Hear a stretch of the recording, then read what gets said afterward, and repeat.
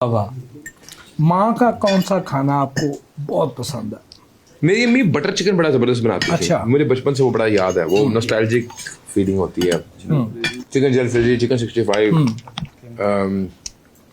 Mutton stew, तो बड़े बड़े यूनिक खाने मेरी वालदा ने बनाए हैं और हमें खिलाए हैं। और ज़ौजा माइदा कौन सा ज़्यादा अच्छा बनाती हैं? अच्छा, वो भी वैसे ये सवाल तो आपको फिर अब्दुल्ला से करना चाहिए ना। नहीं नहीं, आपसे। उनकी तो वालदा माइदा है ना। मेरी बेगम भी बहुत अच्छा खाना बनाती है। मटन पुलाव, कीमा, सब्जियां भी, जो मैं उसको कहता हूँ। मॉडर्न खाने भी बनाती है, वो स्टेक भी बना लेती है, वो पिज़्ज़ा भी बेक कर लेती है। बड़ा बड़े बड़े उसको खाने की बड़ी ग्रिप है, and she can make every food and it's very tasty. Humble भाई, जो सुबैल साहब है, बतौर भाई कैसे हैं और बतौर बॉस कैसे हैं? माशाल्लाह, अल्लाह ताला ने इनको लीडरशिप स्किल्स दी नहीं। और ये बहुत बड़ा आर्ट होता है कि मेरे ऐसे बंदे को आइडेंटिफाई करना कि मेरी स्किल्स क्या हैं।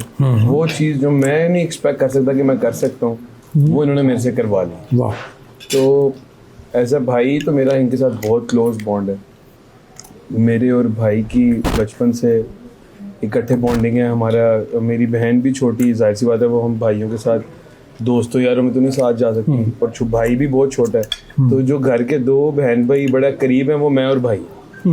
तो एज अ भाई भी बहुत अच्छा बॉन्ड है, और एज अ बॉस भी, बॉस की तरह नहीं कभी एक्ट किया। एज अ टीम चलें।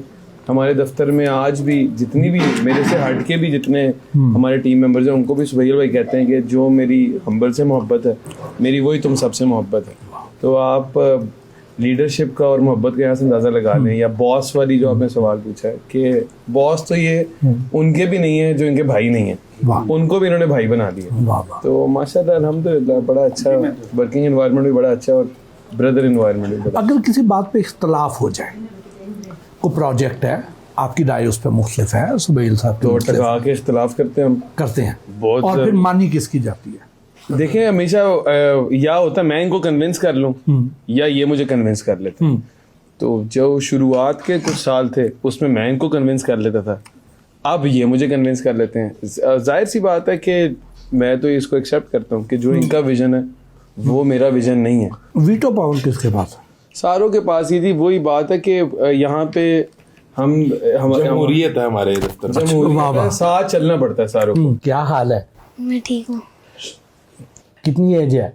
9 years old। 9 years old है। अच्छा, कौन सी क्लास में पढ़ते हैं? मैं 4 में जा रहा हूँ अब। बाबा जो है आपको टाइम देते हैं? हाँ, देते हैं। अच्छा, कितना? बहुत सारा। बहुत सारा। जो चीज़ें चाहिए होती हैं वो लेके देते हैं? हाँ, सारी लेके देते हैं। मामा ज़्यादा बात मानती हैं या बाबा? दोनों बराबर मानते हैं। दोनों। अच्छा, ज़्यादा गुस्सा कौन करता है, मामा या बाबा? वो भी दोनों बराबर ही करते हैं। दोनों बराबर ही करते हैं। हाँ? और अगर कहीं कोई डांटना हो तो कौन ज़्यादा डांटता है? बाबा थोड़ा सा ज़्यादा डांट। बाबा थोड़ा ज़्यादा करते हैं। अच्छा, किस बात पे ज़्यादा डांटते हैं? लड़ाई हो जाती है किसी के साथ। अच्छा, फिर बाबा डांटते हैं। अच्छा, तो दादा अबू ज़्यादा अच्छे हैं या बाबा? दोनों अच्छे हैं। दोनों अच्छे हैं। ज़्यादा प्यार दादा करते हैं या बाबा? दोनों करते हैं। दोनों करते हैं। बाबा की शिकायत लगानी हो तो दादा को लगाओगे या मामा को? दादा को। दादा को? दादों को। अच्छा। बाबा दादों से ज़्यादा डरते हैं या मामा से? दादों से। दादों से। मामा से नहीं डरते? नहीं। मामा डरती हैं बाबा से या नहीं? बाबा थोड़ा सा मामा से डरते हैं। थोड़ा डरते हैं।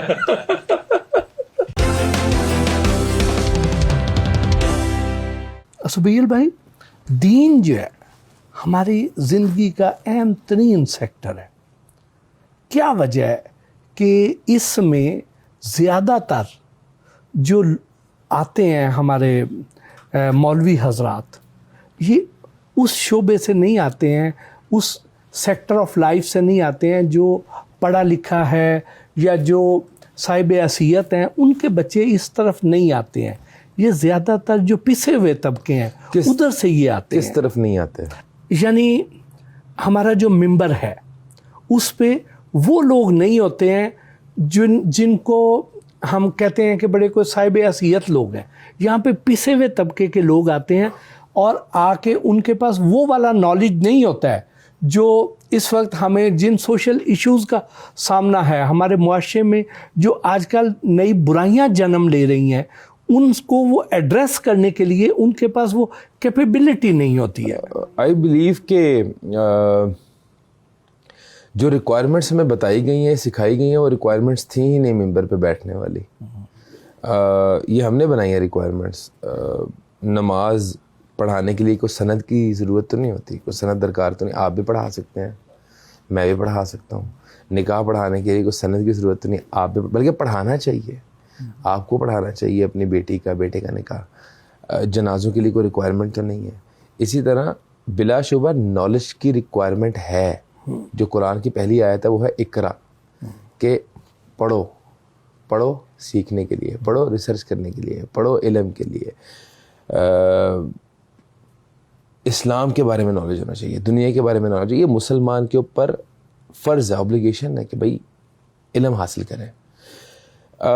انفارچونیٹلی ہم لوگوں نے دین کا علم حاصل نہیں کیا, تو اس میں کوتاہی کس کی؟ ہماری کوتاہی ہے. اگر آپ یا میں اپنے بچوں کو دین کا علم دینے میں ناکام رہے ہیں اور ایک ایسا طبقہ جو ہے اس کے اوپر ہم لوگوں نے ذمہ داری ڈالی ہے, ہم لوگوں نے پسماندگی کی طرف دھکیلا ہے ممبر و محراب کو, آپ اور میں ذمہ دار ہیں اس چیز کے. ہم لوگوں نے کیونکہ اپنے بچوں کو دین کا علم نہیں دیا. اگر ہم ان کو اتنا قابل بناتے کہ وہ ممبر و محراب سنبھالنے کے قابل ہوتے تو شاید آپ اور میں یہ بات بھی نہ آج کر رہے ہوتے. تو کہنے کا مقصد یہ ہے کہ جو پسماندہ طبقہ جو ہے وہ رائج ہے ممبر و محراب پہ, اس کی وجہ یہ ہے کہ ایلیٹ کی یہ مس انڈرسٹینڈنگ ہے. جیسے میں نے بھی آپ کو تھوڑی دیر پہلے بات کہی کہ مذہب الگ ہے, دنیا الگ ہے, جبکہ دنیا کے تمام تر امور کو سر انجام دینا ہے دینی طور طریقے سے. یہی ہمارا مذہب کی تعلیمات تھی, یہی ہمارے مذہب نے ہمیں بتایا تھا. تو لہٰذا میں یہ سمجھتا ہوں جب ہم یہ سمجھنا چھوڑ دیں کہ دین الگ ہے دنیا الگ ہے, تب اس معاملے کا کافی حل نکل جائے گا.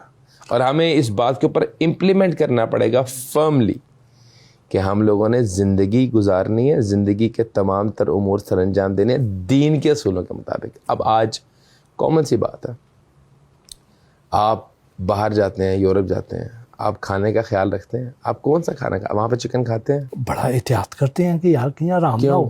ہاں, کیوں؟ کیونکہ ہم علم ہے. علم, یہ تو احتیاط مولویوں کرنی چاہیے. اب کھانے میں کون سا مذہبی کھانا آ گیا اور دنیاوی کھانا, کیوں احتیاط کرتے ہیں؟ کیونکہ وہی بات ہے کہ ہم ڈرتے ہیں, ہمیں علم, کیونکہ آپ نے دین کے مطابق ہی کھانا کھانا ہے نا. جو دین نے ہمیں چیزیں بتا دی ہیں وہی کھا سکتے ہیں. دین نے جو ہمیں چیزیں بتا دی ہیں وہی پی سکتے ہیں. دین نے جو ہمیں چیزیں بتا دی وہی دیکھ سکتے ہیں. جو دین نے ہمیں چیزیں بتا دی وہی سن سکتے ہیں. ہر چیز کا اپنا لذت ہے نا, تو ہم وہی لذت لے سکتے ہیں جو دین نے ہمیں بتائی ہے. تو چاہے وہ سیاسی میدان ہو, چاہے وہ کاروباری میدان ہو, چاہے وہ معاشرتی میدان ہو, ہر میدان میں دین کے رولز جو ہے وہ امپلیمنٹڈ ہے. جب آپ نے اوتھ لے لیا, کلمہ پڑھ لیا, تو دین اور دنیا الگ نہیں ہے. بلکہ ہمارا جو بہت سارے خطوں میں دین اسلام پھیلا, وہ تو پھیلا ہی تجارت کے ذریعے تھے, کردار کی وجہ سے. ایسے کردار تھے لوگ دیکھ کے کلمہ پڑھنے میں مجبور ہوئے تھے. ایسے تاجر آتے تھے اور وہ اس حد تک باعمل مسلمان ہوتے تھے. کیا آج ہمارے یہاں پہ تاجر ایسے موجود ہیں پاکستان میں؟ جس ملک کے اندر خیبر سے کراچی تک ایک خالص دودھ کی دکان نہ ہو. آج میں آپ سے سوال پوچھوں کہ مجھے پاکستان میں ایک خالص دودھ کی دکان بتا دیں, آپ بتا سکتے ہیں؟ ہاں بتا سکتے ہیں. ہاں, کیونکہ مجھے پتہ ہے, میں نے فوڈ پہ چونکہ کام کافی کیا. نہیں, آپ کو مل گئی لیکن عام لوگ نہیں بتا سکتے ہیں. نہیں, آپ مجھے بات بتائیں, مجھے بھی بڑی حیرانگی ہوگی خالص دودھ کا سن کے کہ یار واقعی ملتا ہے. ہاں, اور یہ کتنے پرسنٹ ہے آپ کے تو فوڈ پہ گرپ ہے؟ جی ہوگا ایسے کوئی 1-2% ہی, ٹھیک ہے, ٹوٹل. آپ مجھے بات بتائیں کہ ہم کیا مسلمان کہلانے کے لائق ہیں؟ ہم کیا دعوے دار بننے کے لائق ہیں اس چیز کی کہ ہمیں رسول صلی اللہ علیہ وسلم سے محبت ہے؟ جب اس ملک کے اندر بقول آپ کی ریسرچ کے 99% دودھ ہی خالص نہ ملے، یا اس معاشرے میں کس سے پوچھا جائے خالص دودھ کی دکان بتاؤ، وہ بتا ہی نہ سکے. باہر تو بھائی عام دکان سے بھی خالص دودھ مل جاتا نا، سعودی گلف وغیرہ کے اندر یا یورپ وغیرہ کے اندر. تو آپ انہیں بات بتائیں ہم کیا ہے، ہم کس قسم کا مسلمان ہیں؟ میں سمجھتا ہوں کہ ہماری کردار کی دھجیاں اڑ چکی ہیں. نہ ہمارے کردار اسلام کے مطابق، نہ ہمارے اقدار اسلام کے مطابق، نہ ہماری روایات اسلام کے مطابق، نہ ہماری شادیاں اسلام کے مطابق، نہ ہمارے رویے اسلام کے مطابق. تو ہم چاہتے بھی جنت میں جانا ہے، تو ان کرداروں کے ساتھ کوئی جنت میں جا سکتا ہے؟ آپ نے MBBS